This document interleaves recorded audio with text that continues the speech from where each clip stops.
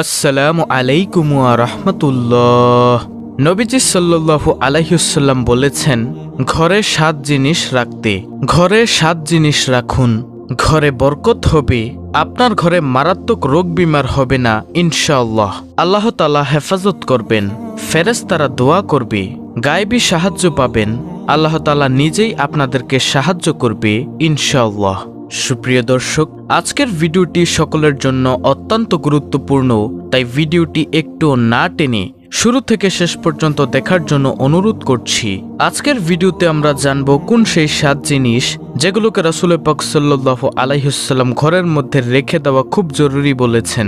যারা নিজের ঘরের মধ্যে রব্বুল আলামিনের সাহায্য দেখতে চায়, এবং এই ভিডিও সেই সমস্ত মুমিনের জন্য যারা কিনা নিজেদের ঘরের মধ্যে সুখ, শান্তি, বরকত এবং সমস্ত রকম খারাপের সাথে সমস্ত রোগ থেকে দূরে থাকতে চান।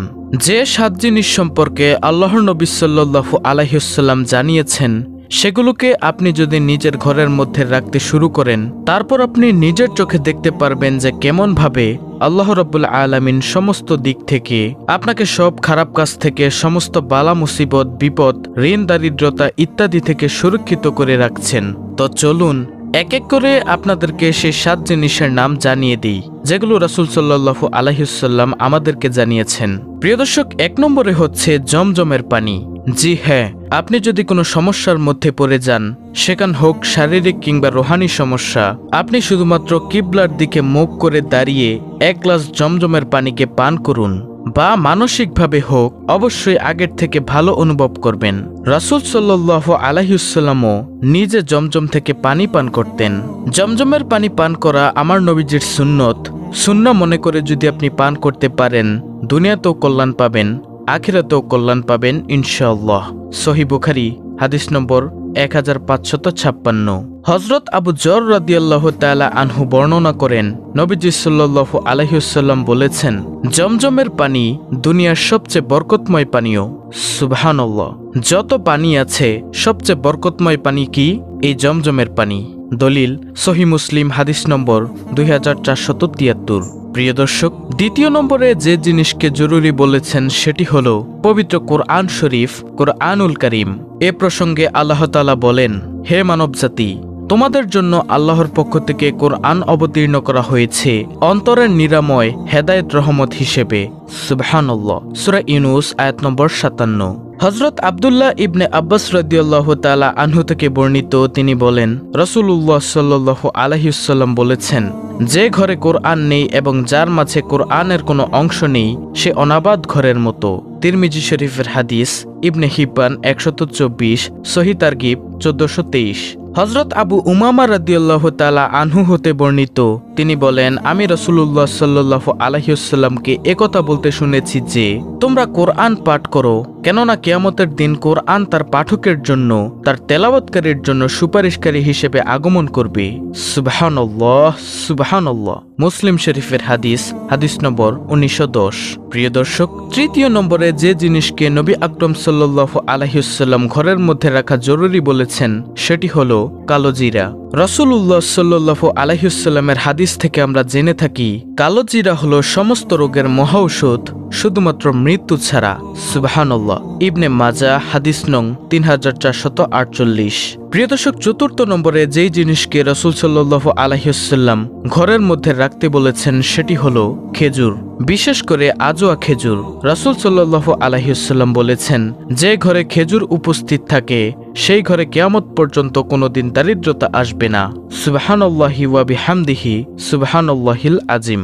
আবার খেজুরের সম্পর্কে একথা উল্লেখ আছে যে, যদি কোনো ব্যক্তি সকাল সন্ধ্যা 3টি থেকে 7টি আজোয়া খেজুর খেয়ে থাকে, কয়টি খেজুর? 3টি থেকে 7টি আজোয়া খেজুর খেয়ে থাকে, অথবা কোনো ব্যক্তি যদি সকালে 7টি আজোয়া খেজুর খেয়ে নেয়, তাহলে তার মৃত্যু পর্যন্ত না তো তার কোনো শারীরিক অসুখ হবে, অর্থাৎ শারীরিক কোনো অসুখ হবে না, হেফাজত করবেন যিনি, তিনি কে?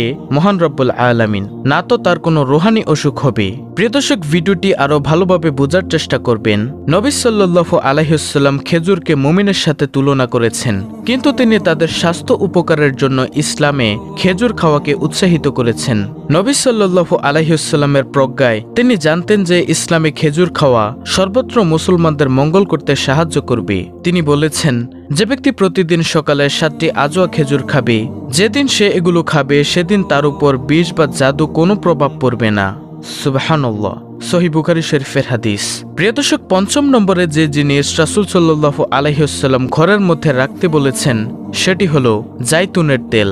যদি জাইতুনের সম্পর্কে বলা হয় তাহলে আল্লাহ রাব্বুল আলামিন জাইতুনের সম্পর্কে পবিত্র কোরআনের মধ্যে একাধিক আয়াতে জাইতুন সম্পর্কে আলোচনা করেছেন। যেমন আল্লাহ তাআলা বলেন, শপথ তিন ও জাইতুনের, সূরা আত-তিন আয়াত নম্বর 1। মহান আল্লাহ তাআলা আরও বলেন, আর এক বৃক্ষ জাইতুন যা সিনাই পাহাড় হতে উদ্গত হয়, যা আহারকারীদের জন্য তেল ও তরকারি উৎপন্ন করে। সুবহানাল্লাহ। সূরা মুমিনুন আয়াত নম্বর 20। মহানবী সাল্লাল্লাহু আলাইহি ওয়াসাল্লামের পছন্দের ফলগুলোর একটি ছিল জাইতুন, জলপাই। জাইতুনের তেল শরীরের জন্য বেশ উপকারী। রাসূল সাল্লাল্লাহু আলাইহি ওয়াসাল্লাম নিজে ব্যবহার করতেন এবং সাহাবায়ে কেরামকেও জাইতুনের তেল ব্যবহারের তাগিদ দিতেন। হযরত উমর ইবনে খাত্তাব রাদিয়াল্লাহু তাআলা আনহু বলেন, রাসূল সাল্লাল্লাহু আলাইহি ওয়াসাল্লাম ইরশাদ করেছেন, তোমরা জাইতুনের তেল খাও এবং তা শরীরে মালিশ করো, কেননা এটি বরকত ও প্রাচুর্যময় গাছের তেল। তিরমিজি শরীফ হাদিস নম্বর 1851। এই জন্য যে ব্যক্তি এই জাইতুনের তেল খাবারের সাথে বা রান্নার সাথে ব্যবহার করবে অথবা এটিকে শরীরে মালিশের জন্য ব্যবহার করবে, তাহলে সে ব্যক্তি প্রায় 99টি এমন রোগ থেকে মুক্ত থাকবে যেগুলোর মধ্যে অনেক রোগের চিকিৎসা এখনো পর্যন্ত আবিষ্কারই হয়নি। সুবহানাল্লাহ। এর চেয়ে সুসংবাদ আর কি হতে পারে বলুন প্রিয় দর্শক? তাই তো প্রিয় নবী সাল্লাল্লাহু আলাইহি ওয়াসাল্লামের পছন্দের ফল ও তেল হলো জাইতুন। রাসূল সাল্লাল্লাহু আলাইহি ওয়াসাল্লাম নিজে ব্যবহার করতেন এবং সাহাবায়ে কেরামকেও ব্যবহার করার তাগিদ দিতেন, উৎসাহিত করতেন, তাদেরকে বলতেন। সুপ্রিয় দর্শক, 6 নম্বরে যে জিনিসকে আল্লাহর রাসূল সাল্লাল্লাহু আলাইহি ওয়াসাল্লাম ঘরের মধ্যে রাখতে বলেছেন সেটি হলো মধু। প্রিয় দর্শক, একাধিক হাদিসের মধ্যে মধু সম্পর্কে বলা হয়েছে যে 70-এর থেকে বেশি রোগের প্রতিষেধক এই মধুর মধ্যে আল্লাহ তাআলা দিয়ে রেখেছেন। সুবহানাল্লাহ। প্রিয় নবী সাল্লাল্লাহু আলাইহি ওয়াসাল্লাম বলেন, মধুতে আরোগ্য নিহিত আছে। সহিহ বুখারী হাদিস নম্বর 5248। আয়েশা রাদিয়াল্লাহু তাআলা আনহা বলেন, প্রিয় নবী সাল্লাল্লাহু আলাইহি ওয়াসাল্লামের কাছে মধু ও মিষ্টান্ন ছিল খুবই প্রিয়। বুখারী শরীফ হাদিস নম্বর 5250। প্রিয় দর্শক, তাহলে আমরা বুঝতে পারলাম মধু খাওয়া নবীজির আদর্শ, নবীজির সুন্নত। সুপ্রিয় দর্শক, আমরা আল্লাহকে সন্তুষ্টি করার জন্য নবীজির সুন্নাহ মনে করে আমরা মধু পান করব। যদি করতে পারি, দুনিয়াতে আমরা অসংখ্য কঠিন রোগ থেকে আমরা হেফাজত থাকব, কল্যাণ পাবো, আখিরাতেও আমরা কল্যাণ পাবো ইনশাআল্লাহ। রাসূল সাল্লাল্লাহু আলাইহি ওয়াসাল্লাম বলেন, যে ব্যক্তি প্রতি মাসে 3 দিন সকালে মধু চেটে খাবে তার বড় ধরনের কোনো রোগ হবে না। ইবনে মাজাহ 3441 নম্বর হাদিস। সুপ্রিয় দর্শক, 7 নম্বরে হলো কিসমিস। রাসূল সাল্লাল্লাহু আলাইহি ওয়াসাল্লাম শুকনো কিসমিস ভিজিয়ে নাবিজ প্রস্তুত করে খেতেন। তবে রাসূল সাল্লাল্লাহু আলাইহি ওয়াসাল্লাম কিসমিস ও শুকনো খেজুর একত্রে মিশিয়ে নাবিজ প্রস্তুত করাকে নিষেধ করেছেন। তবে তিনি বলেছেন, প্রত্যেকটি দিয়ে পৃথকভাবে নাবিজ বানানো যেতে পারে। হাদিসটি হযরত আবু হুরায়রা রাদিয়াল্লাহু তাআলা আনহু থেকে বর্ণিত, সহিহ মুসলিম শরীফের হাদিস। তো প্রিয় দর্শক, এই হলো মোট 7 জিনিস যেগুলোকে নবী সাল্লাল্লাহু আলাইহি ওয়াসাল্লাম বলেছেন ঘরে রাখতে। ভিডিওটি ভালো লাগলে অবশ্যই চ্যানেলটিকে সাবস্ক্রাইব করে বেল বাটন অল বাজিয়ে দিবেন। ভিডিওটিতে একটি লাইক দিবেন এবং কমেন্টে আমিন লিখবেন এবং অন্য মুসলিম ভাই বোনদের কাছে ভিডিওটি শেয়ার করে দিবেন। আল্লাহ রাব্বুল আলামিন আমাদের সকলকে নবীজির সুন্নাহ অনুসরণ করার তৌফিক দান করুন। আমিন।